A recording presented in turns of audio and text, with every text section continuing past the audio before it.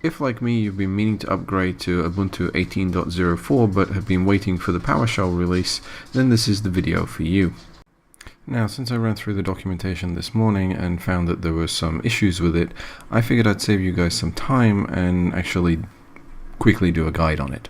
So first of all, curl is not installed by default with Ubuntu in this version, so the first thing we're going to have to do is install curl. And then we're going to go through the regular process of installing the keys and the repository as per the documentation, running the apt update.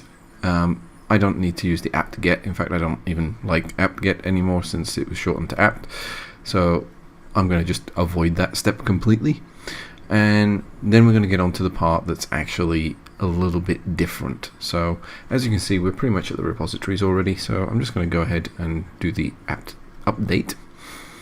And this is where you will start to notice some issues after this step.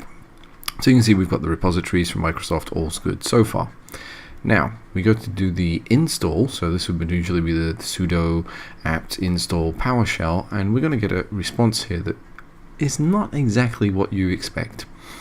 So it's going to tell us that the package is not found, which is kind of a major issue if you think about it. Now, the reason we've got this not found location package error is because it's not actually the name. So if I do a star here, you can see that there is a package, but it's not called PowerShell, it's called PowerShell-preview. So I could just install this, but I'm not going to do that. I'm just going to give it the correct name. I'm kind of lazy, but at the same time, I also like to have the correct packages installed. Now, once PowerShell's gone ahead and installed, we can move on to the next step, and unfortunately the second issue within the Microsoft documentation. Now, normally you would use the pwsh command to open the PowerShell terminal, but since the preview version isn't the full version in terms of release, if I do that, you can see the command isn't recognized, so I've got to actually put the -preview on that as well.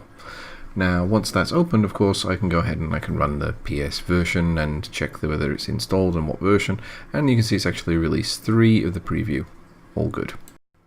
And that about wraps it up for this video. So if you liked the video, give us a thumbs up. If you didn't, give us a thumbs down and subscribe for more content.